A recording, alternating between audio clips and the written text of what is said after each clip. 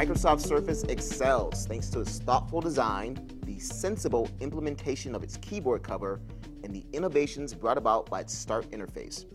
Unfortunately, app support is dismal. Performance, especially on the internet, can be slow at times, and like the old guy at the club still hanging around after last call, the traditional Windows interface is still here, wearing out its welcome.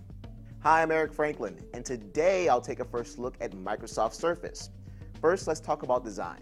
Surface has a larger than usual 10.6-inch screen. There's a built-in kickstand on the back as well as micro HDMI, a full USB 2.0 port, and hidden under the kickstand, a micro SD card slot. Front and back cameras are 720p capable. There's also a headphone jack and a nice clicky volume rocker and power/sleep button. The Windows Home Touch sensor will take you back to the Start interface if you're ever confused or lost. Surface runs on Windows RT, kind of a light version of Windows 8, which includes the tile-based Start interface. If you're accustomed to other tablet interfaces, this one will take some getting used to.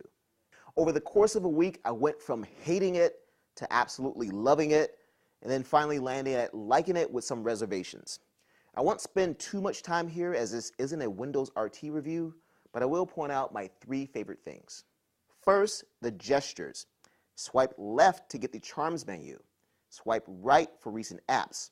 Swipe right then left for a list of recent apps. Swipe up or down for more options.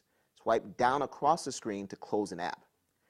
Like I said, there's definitely a lot to learn here, but it feels great once you do. Then there's split screen. Samsung tried this earlier in the year with the Note 10.1, but here it's fully realized. It allows you to watch movies while you work, or read comics while you watch movies, or even watch TV shows while you watch movies or play games or whatever. I really dig this feature. And lastly, search. You can easily search the entire drive or just a particular app. It's a convenient and efficient solution. The problem here is that the interface is still linked with the old Windows desktop interface. Surface comes with Office 2013 Preview, and each of those apps runs from the desktop. You can't install apps to this interface, which isn't touch optimized and has small icons and links that are just frustrating to use, and some options like programs and features serve no purpose at all. Touch cover doesn't have depressible keys, so it's going to take some getting used to. But after a few days, thanks to the tablet's extra wide body, you may find it's actually more comfortable than any other tablet keyboard accessory you've ever used. Type cover, which does have depressible keys, is even better with a much shorter learning curve. So what's the bad? Well, apps. Actually, they're not so much bad as pretty non-existent. If you're an app fiend, you need not apply here. Also, web speeds and opening app speeds are inconsistent and usually feel sluggish. Games performance, I don't really know. There aren't enough quality games here to fairly judge. Again, more apps, please. Movies on the Zune Marketplace look crisp, though.